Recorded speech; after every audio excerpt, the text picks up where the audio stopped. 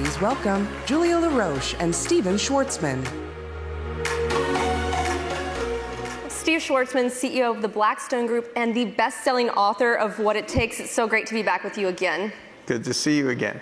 All right, well, Steve, the last time we talked, you gave me an answer to a question that I asked you about, that you didn't think that you would be hired at Blackstone if you were to apply today. So my follow-up to that is, do you worry that Blackstone and maybe other firms might be missing out on the next Steve Schwartzman? Well, I think it's always hard to know exactly who to pick when you have a qualified pool. I'm quite sure, unfortunately, I wouldn't be picked because I wasn't magna or summa. We talked at our management committee about this issue, and I asked how many of you were, only like 8 people, 9 people, how many of you were magna or summa? One hand went up. How many of you were cum laude? No other hands went up. So the rest of us were like generic people, and we're pretty flexible. And you know, as organizations grow, you end up, sometimes hiring really very bright people. But I think that people who have a balance, it's good to be smart, obviously, but having leadership skills is really important, and playing sports is good too. And the reason for that is you learn to take pain, and it's not easy to be successful. It requires a lot of effort, a lot of setbacks. It's a little bit like sports. You get thrown on the ground, you got to get up. We hire less than 1% of the people who apply. It's surreal, and we have amazing people, but we always make sure that we have a few of them like myself with more generalized skills, and it's something we're always refining. Mm-hmm. Well, you've been in this business for decades. I do want to go back and revisit some of your early years. In your book, you wrote that at DLJ, I was never trained properly. I would cower in my office hoping no one noticed me, scared that I would be found out as ignorant or incompetent. I must have been the biggest buyer of antiperspirant on the east side of Manhattan. And then when you were at Lehman Brothers, you told this story about working months on this fairness opinion. You submit it, you're so proud of it, and then you get this phone call from your boss that there's a typo on page 56. So I have to ask you, how formative were those experiences, and how did it shape the way you built the culture at Blackstone? Yeah, well, everybody knows that sometimes when you start out, it's a rough ride, and it was definitely rough for me. I had no training, and I was like the person in a class at school who, whenever they asked somebody to open the class, you try and position yourself behind somebody else's head, so you wouldn't get called on. And that was because I wasn't trained. And so what happens is when you have these bad experiences, you don't forget. And when you sort of make a vow to yourself that if you ever got into a position of authority, you wouldn't do that to anybody else. Mm-hmm. You want people to be as prepared as they can be. You want as low a stress environment for them. You want them to understand that they can ask questions. I'm in the financial business, and almost everything's been invented before you did it. Certainly for your first few years. So let's not have you struggle. It's absolutely okay to ask questions. As a shortcut, you're not allowed to ask the same question over and over again, which means you've learned nothing. But the idea that you have to struggle, let's eliminate that. And so each of these unhappy experiences, we have a great training program now because I want everybody to be trained. I want everybody to be comfortable.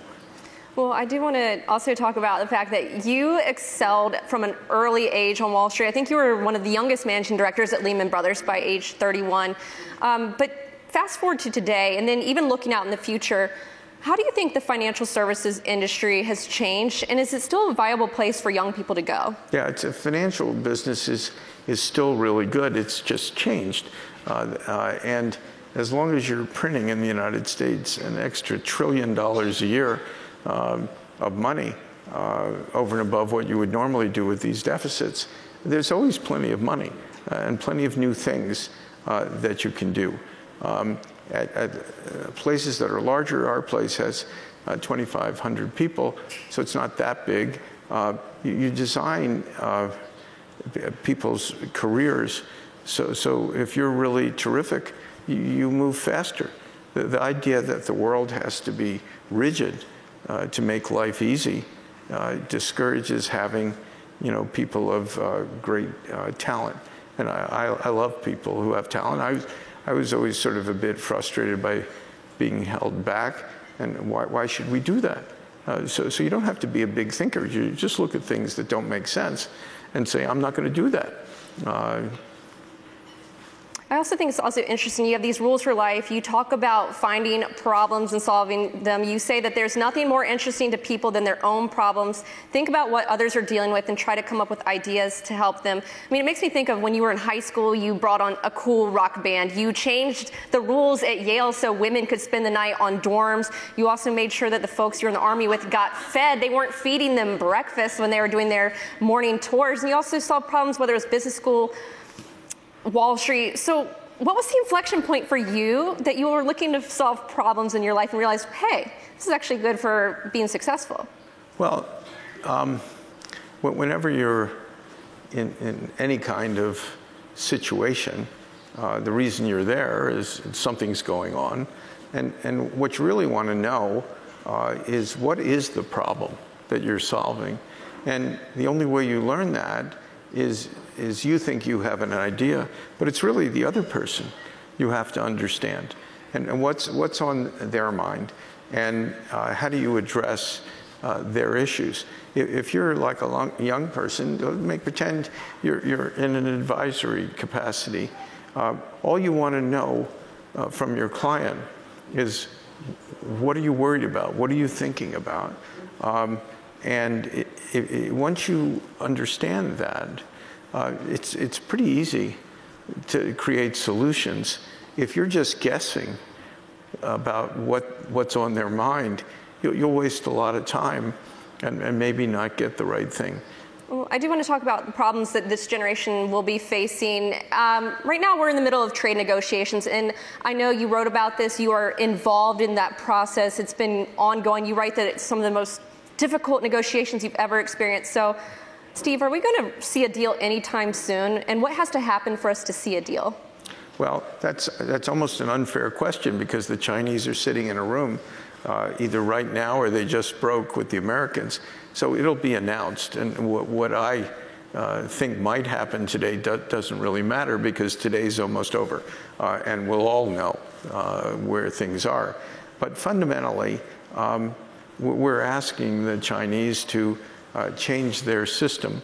Their system was brilliantly designed as an emerging market, developing market economy, so that much like the Americans in the 19th century, people forget we had very high tariffs.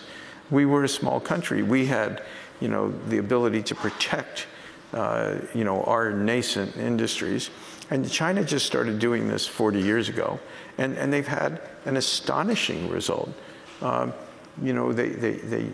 years ago, they had GDP per capita of a few $100s, and now it's $10,000, and it's going up at $1,000 a year. So China has done some remarkable things, but they've done it in ways that are inconsistent with the developed world. They have very high tariffs and taxes, 3 times as high to bring a product into China as it is for China to sell one in the United States. You would assume, if that were the case, the person who gets in at a very cheap price would do better, and they do.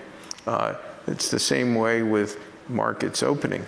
It's selectively open, but not like the U.S. has been. So I think it's a time for adjustment. The question is, how fast will an adjustment come, over what time frame, and how dramatically at each point?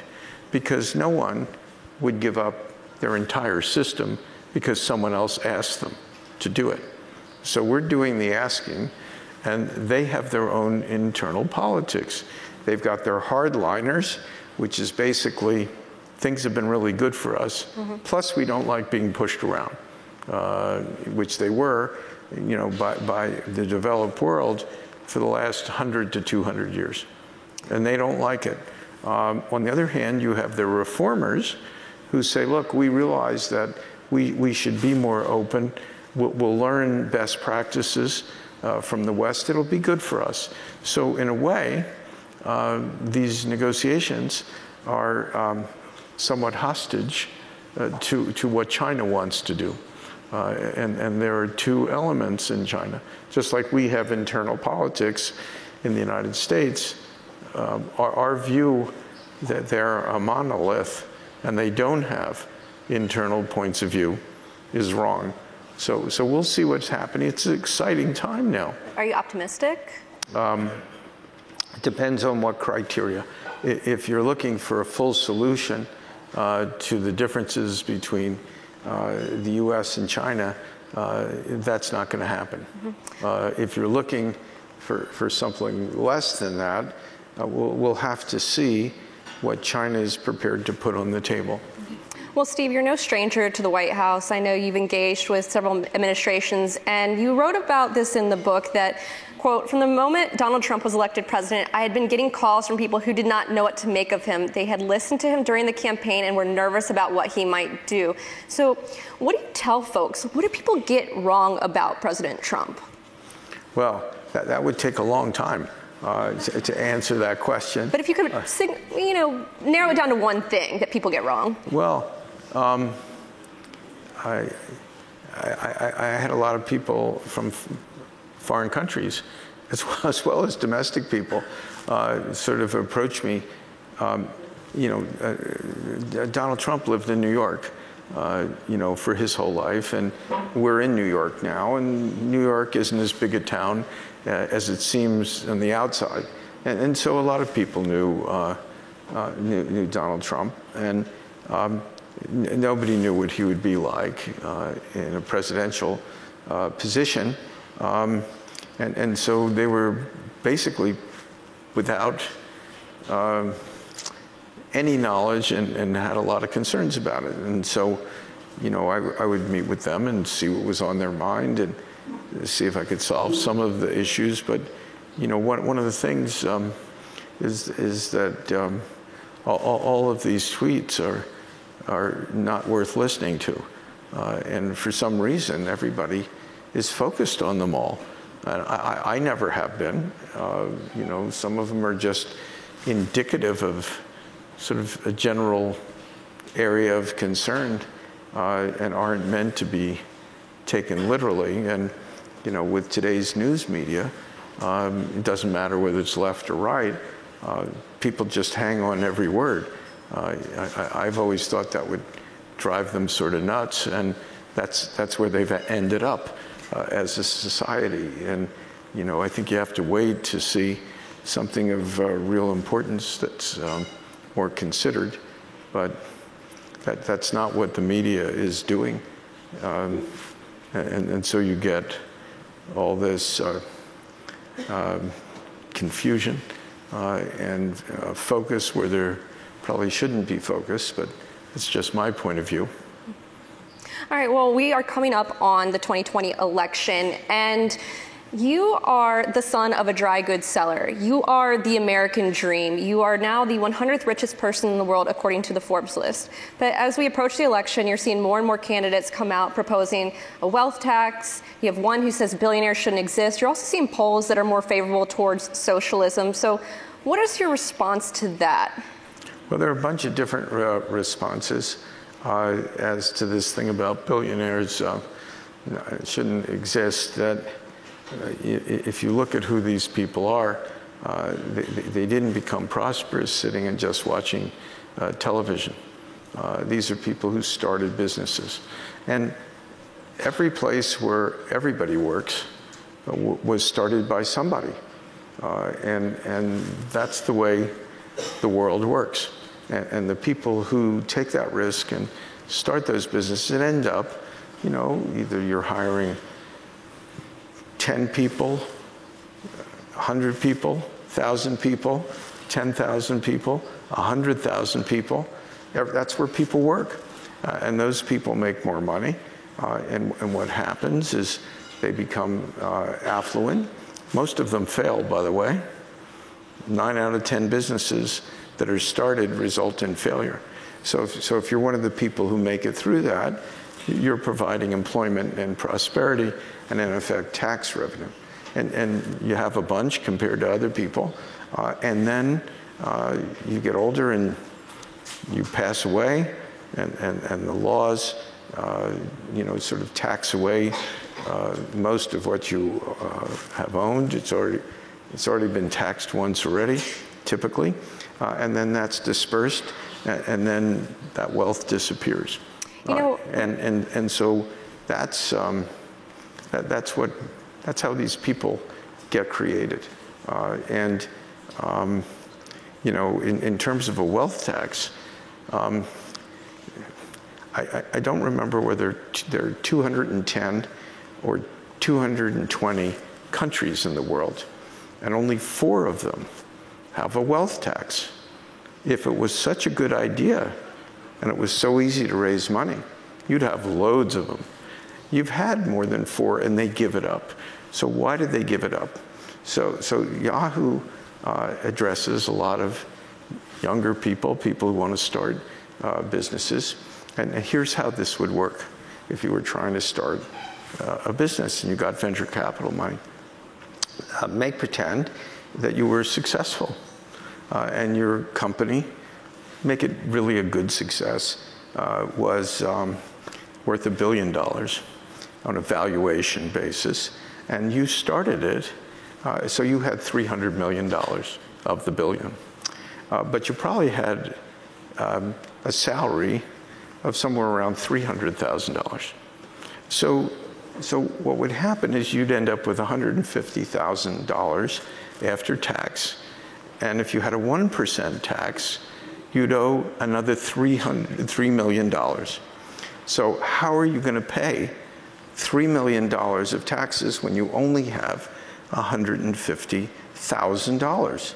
So this would be a terrible situation to have created something, be successful, and be hemorrhaging financially.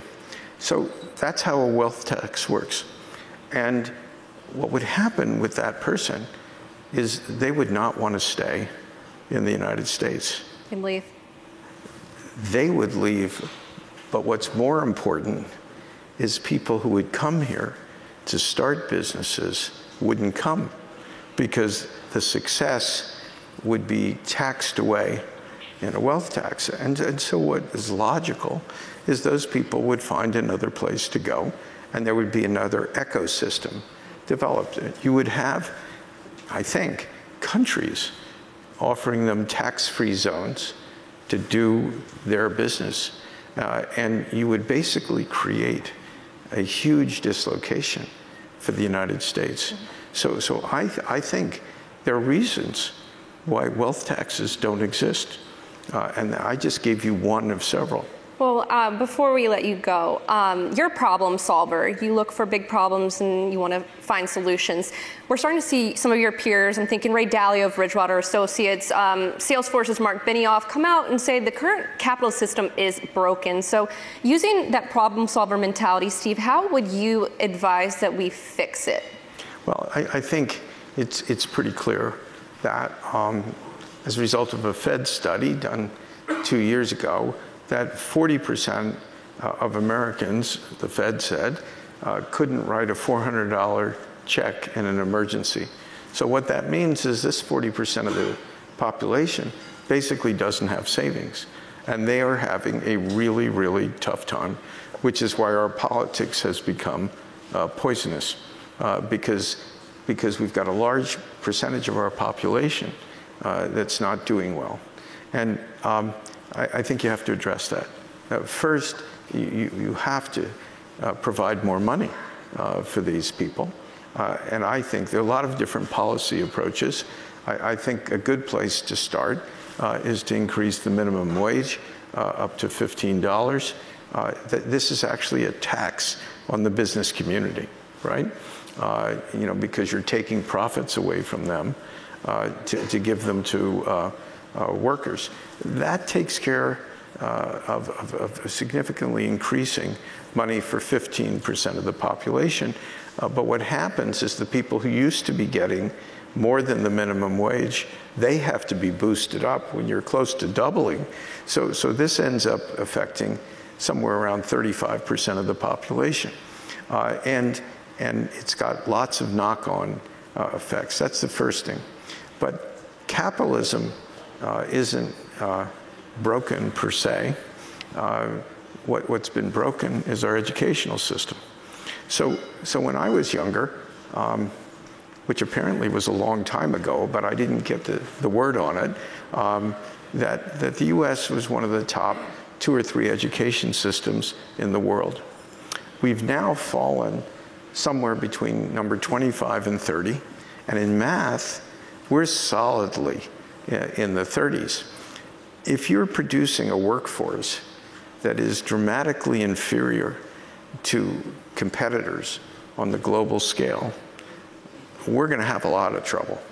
I was just in China a few weeks ago, and I was meeting with one of the top few people in their government, and he was telling me, he said, you know what we're going to do in education? We spent an hour on education. And he said, we're going to require that every student in China take computer science. And I'm sitting there going, OMG. In the United States, we probably have 5% of our primary and secondary students taking computer science. It is not capitalism that's broke.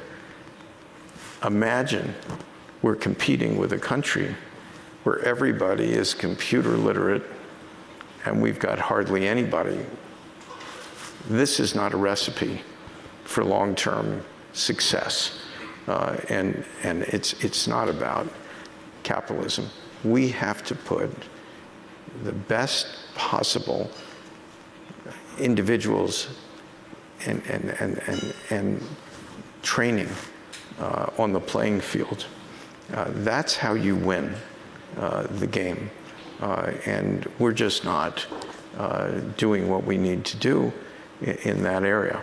And if you deliver those people to a workforce, you're really disadvantaged. So I have a slightly different take. These are government issues, by the way. They're not business issues. But there are a lot of things that business can do to help train people. We have to do that. We have to make sure that students who aren't necessarily on a college track do stuff like they do in Germany, where the business community, trains those people for real jobs, takes them on board, and gives them good careers.